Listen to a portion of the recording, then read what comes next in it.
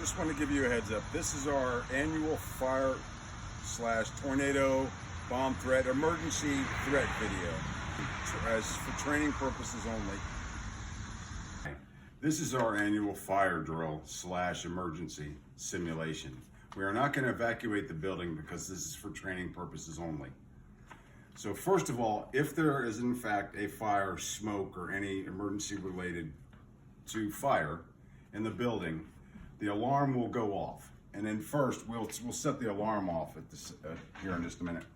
But just a couple things I want to keep you aware of. When the alarm goes off, these doors that normally have an alarm to them will be deactivated. Also, the double doors down the hallway, and I'll show you where they are, will automatically close. The reason I say that is because as small as this building is, it's easy to get turned around, especially with the fire alarm going off and everything else. I want you to know where you're going. A couple other things. There are only 3 exits to this building. There's the front exit, the exit through the donation room, and the back door. If the event, there is a fire or emergency in the hallway itself, and I'll show you this in a little bit, in the go bags in the nursery, there are window breaks. If we have to, we can go through a window to get out of this building.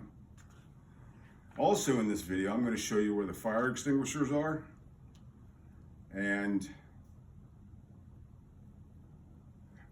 various things in the nursery that we need, that the nurses will need, and anybody helping the nurses evacuate the babies will need to take with them when they go. So if there is a smoke, oh, one more thing. The reason you don't see any smoke detectors in this building is because they're all in the ducts. We do have many smoke detectors, but they're in the ducts themselves.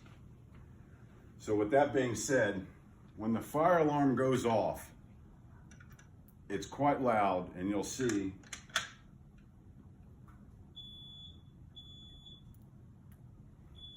now that's our alarm panel going off now. There you go. That's going off throughout the entire building. So a couple things we need to be aware of. All doors are going to become inactive.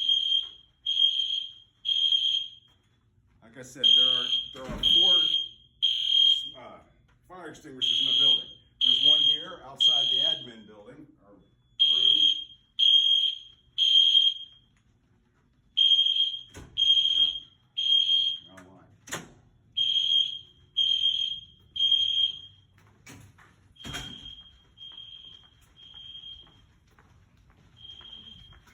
There's a fire extinguisher here in the family center.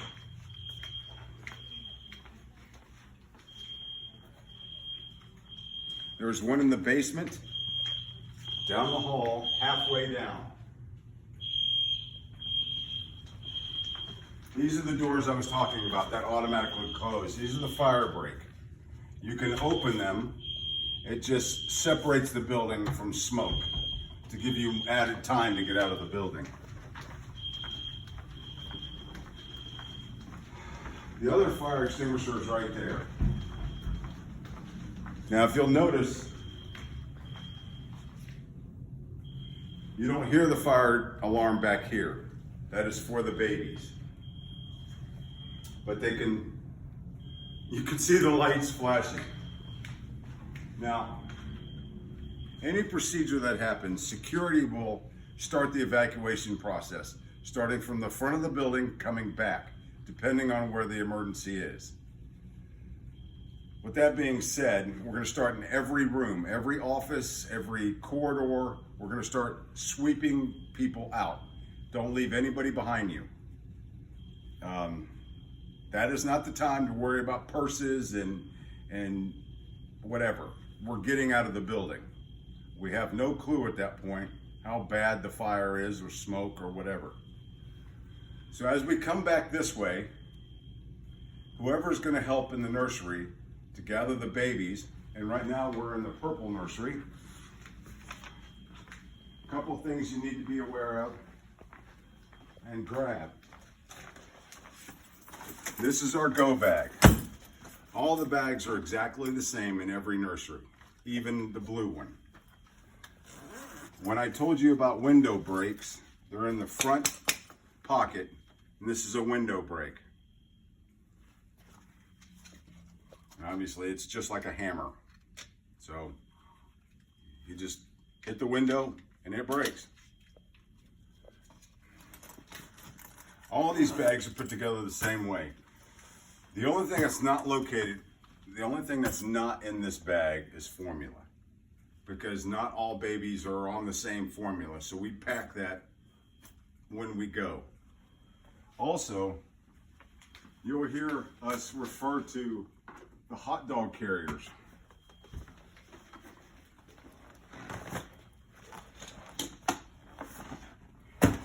This is so we can put multiple babies in, and it goes on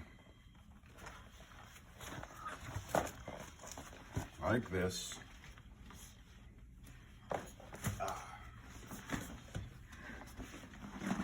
And you can put your babies in there. Now, we all know that some of these babies are big. They come here little and they leave big, which is the whole idea. So all of the cribs have wheels on them.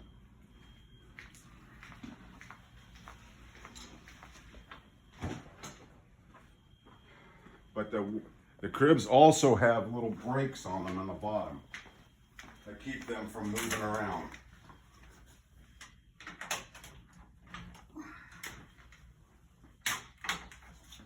So that'll help it move around. Put multiple babies in there and then go. Things the nurses are going to grab. They're going to grab the go bag. They're going to grab the medical records. These for the current babies we have here. Current formula needed, and we're going to go. We're not going to worry about medication. We're not going to worry about anything. In these go bags, there are nipples, there are pacifiers, there's diapers, wipes, everything else. Once we get everything together, and we get all the babies together, we are going to go out the nearest exit. In our case, it is going to be the back door. As you can see, the alarm is off. And we're going to go to our assembly area. Our assembly area is located right there. The smoking hut. And we're going to stay there, and we're not going to leave. Now, what I need help with from the nurses and staff is to keep track of the moms and babies. Nobody can leave. Once security comes, security will be the last people leaving this building. So we can ensure that there is absolutely no one left in the building, and we can give the okay to the fire department, who will already be in this area right here. We'll take a head count, and then we'll make arrangements. If we can come back in the building and the fire department gives us the okay, then we'll go that route. If not, then we need to make arrangements to have the babies transported to Dayton Children's and so on and so forth. Also back here, anybody parked back here who have their keys will use our cars for, if it's inclement weather or it's cold, it's raining, we can put the babies in the cars. Like I said, once we get the okay from the fire department that we can reoccupy the building, we'll do that. If not, we'll make arrangements to go get the babies elsewhere. Hi, this is our annual tornado drill / emergency procedure simulation. Again, we're not going to evacuate the building. This is for educational purposes only. In the event of a tornado watch or warning, this is what happens up front and how we disseminate information throughout the building. So I'm going to read this first thing from the state of Ohio. The state of Ohio tornado season is from April through September. Most tornadoes occur with an occupying severe storm. However, severe weather can occur rather suddenly at any time of the year. Therefore, following the precautions and procedures, these procedures should be used. So, and I want to reiterate something. Not a lot of people don't understand the difference between a tornado watch and a warning. So this is the real deal. This is a watch. That means weather is right. A tornado could happen at any time. A warning means one has been sighted. I used to get that screwed up too. So when this happens, security has one of these radios. It's a weather radio, and it's set up to come from the National Ohio Weather Department. Yeah. So, and it's got an alarm. It just beeps, and actually it'll scare you to death. So if this happens, we obviously listen. It'll give us the counties that it happens. When this happens, security will get on WHIO live weather, the Doppler weather, and we'll see where it's coming. Now, obviously, we're talking about watches and warnings. If it's a warning, we're moving. If it's a watch, if they're in Clermont County, we just need to keep an eye on it. I'm not putting people in the basement for something that's happening in Clermont County. NOAA Weather Radio will give us a good idea of what counties are enveloped in the certain weather. So once it affects Montgomery County or anywhere close, then we'll make our move. Security will grab their own go bag, which has water and flashlights and things like that. We'll make announcements on the radio, and then we'll start moving, much like a fire drill, in that direction. We'll start clearing the entire building. Okay, when this happens and I start evacuating the building, we're not evacuating the building. We're gonna go back to make sure the nurses have everything they need to get the babies together. The only people carrying babies are nurses. Once we get everything together, meaning the go bags, hot dog carriers is which we'll use for that case, can't carry multiple babies down. Then we're gonna make our way to the basement. This is the basement. A lot of people don't know we have a basement. This is the basement. And I want people to be aware that these stairs were poured 9 million years ago, and they're not even. Make very sure you're careful walking down these stairs. If the power goes out, the basement is on the generator, but sometimes stuff happens. We have lights, and as you'll see,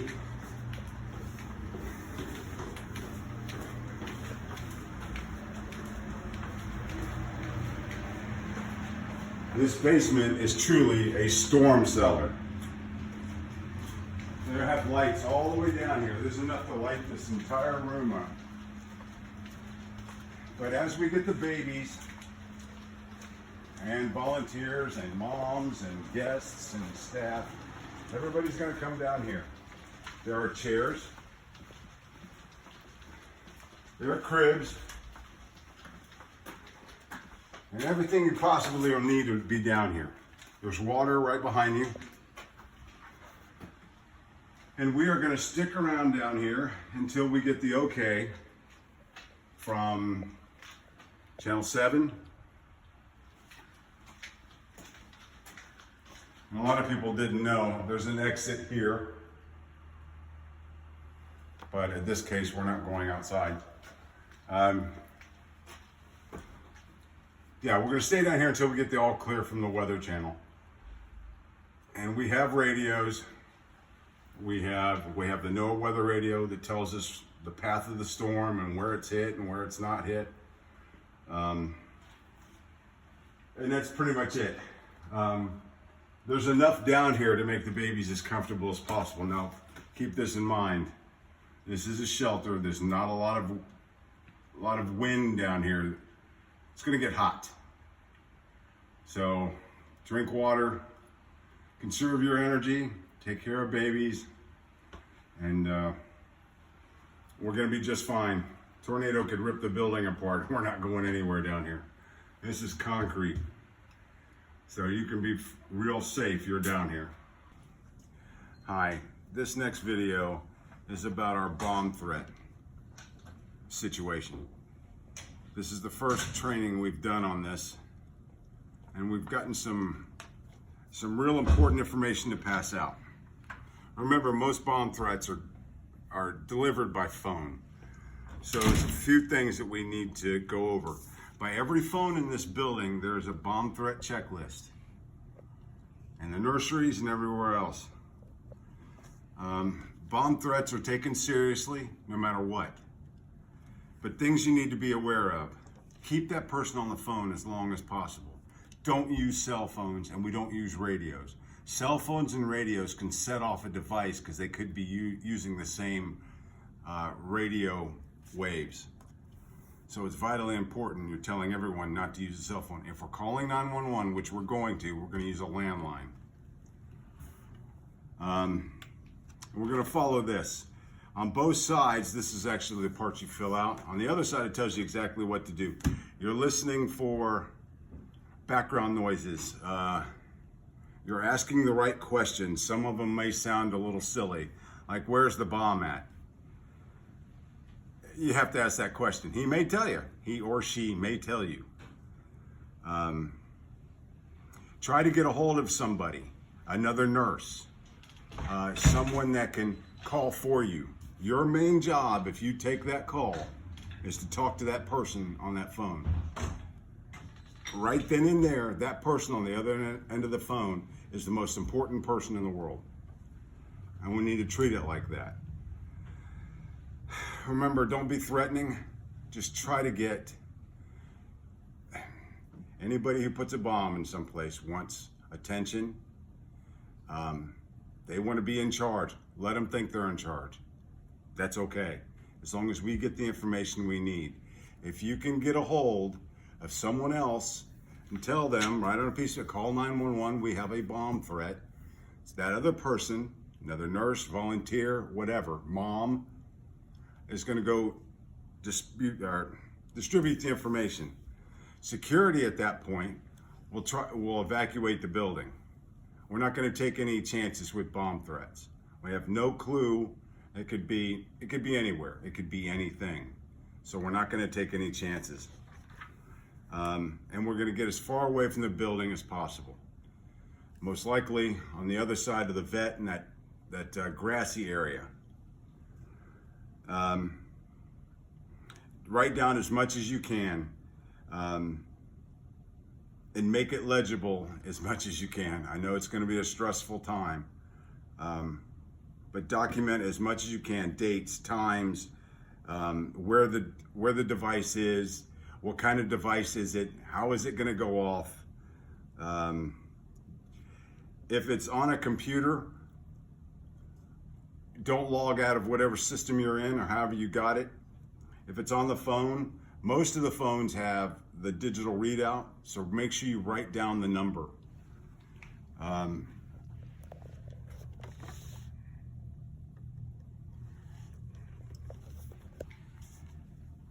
The police will be here probably before they'll be here quick, real quick. And so will the fire department.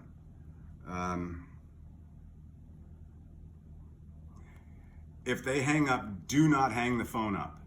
Leave the phone active. Do not hang the phone up. Just put the phone down. Obviously at this point, security and everybody's already going to know we're already out of the building.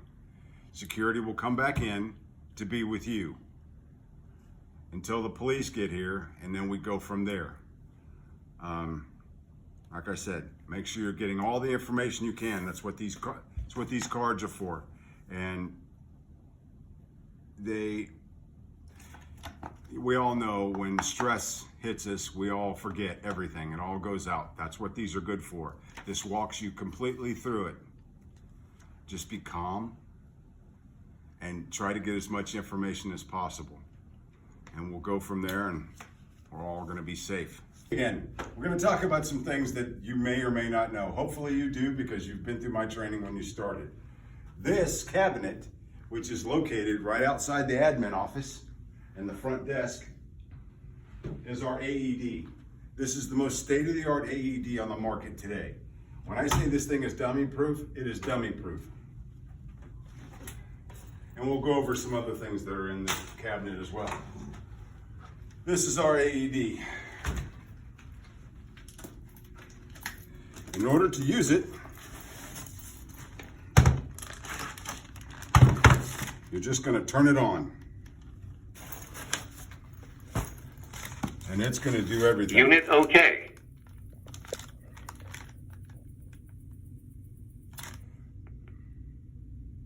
Automatic defibrillator.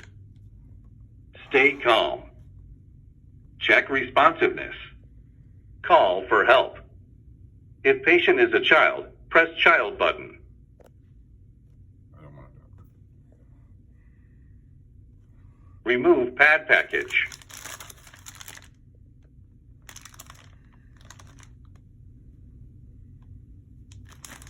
So, Cut or tear clothing to expose patient's bare chest. Unit powering off. all right, now we can do the rest of this. In this package, you have scissors to cut clothing. You have, this is so in case you were to have to shave a chest or whatever. But these are a one-piece unit.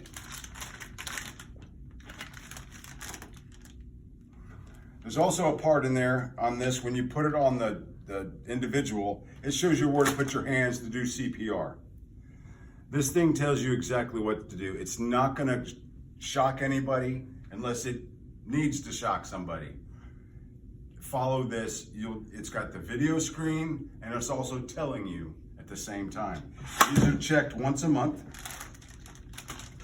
by Cintas, which is who we get them from. And they're kept in this cabinet. Also in this cabinet, we have Narcan.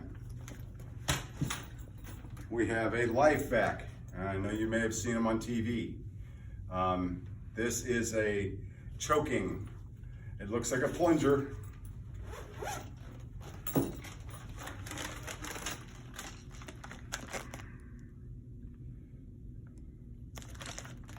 Hope to God we never have to use this or any of this stuff, but these have saved many lives.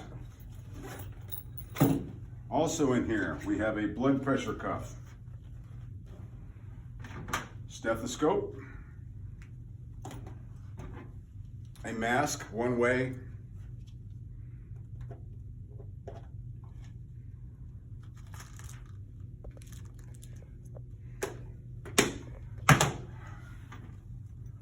this is a prep kit. Which goes along with that. It's got a razor, scissors, more of that stuff to help prep the individual. Also, we have a regular, this is a med kit. Very basic, very, very basic. But there's enough in there to sustain us until EMS gets here. I also wanted to go over, we have a, what would you call this, medical kit in here. First aid center, there you go. This is for our use and our use only. This isn't for moms, this isn't for guests of any kind. We're not authorized, none of us are authorized to give medication, even Tylenol. So, in this, use it if you need to.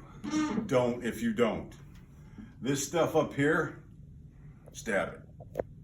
There's certain things that we have to have when we have a med kit like this.